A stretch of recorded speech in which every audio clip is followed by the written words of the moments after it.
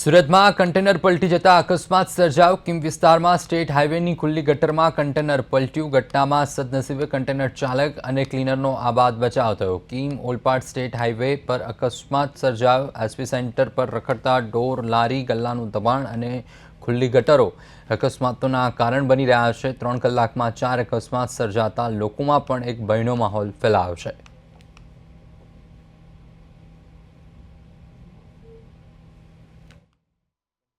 સુરત જિલ્લામાંથી પસાર થતો સ્ટેટ હાઈવે 65 આમ તો કિમ અને ઓલપાડને જોડતો આ માર્ગ છે.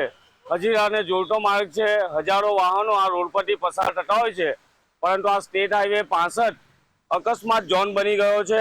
રખડતા ઢોરો અને પાઠાણાવાળાઓના કારણે વારંવાર અકસ્માત થતો હોય છે, પરંતુ હવે નવી આફત ઊભી એ થઈ છે કે ઇન્ડસ્ટ્રીયલ વિસ્તારમાં જે ખુલ્લી ગટરો છે, જે પાણીના નિકાલ માટે ગટરો બનાવવામાં આવી હતી, એ પાણીની ગટરો છે, એના કારણે આ કન્ટેનર છે તે અંકુર શોપિંગ સેન્ટરમાંથી આવી રહ્યું હતું. તે દરમિયાન ખુલ્લી ગટરમાં કન્ટેનર ખોટકાયું હતું અને ત્યારબાદ આખું કન્ટેનર છે તે પલટી મારી ગયું છે.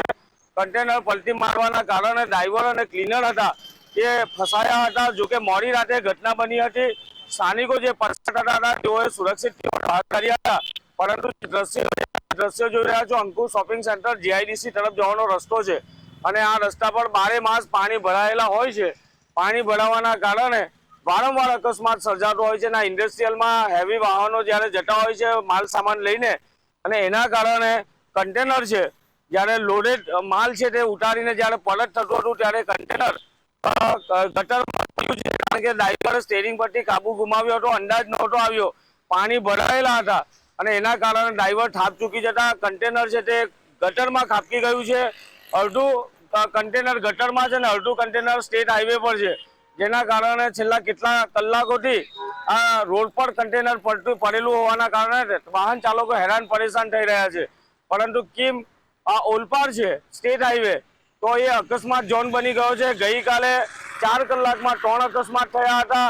સવારે આઈસર ટેમ્પાએ એક મહિલાને ટક્કર મારી હતી, ત્યારબાદ સાંજે ટ્રક કન્ટેનરના કારણે એક બાઇક સવારનું મોત થયું હતું અને મોડી રાત્રે આ કન્ટેનર પલટી મારી ગયું છે. એટલે કે દિન પ્રતિદિન આ રોડ છે એ અકસ્માત ઝોન બનતો જાય છે. ગણેશ 24, કિરણસિંહ ગોહિલ, સુરત.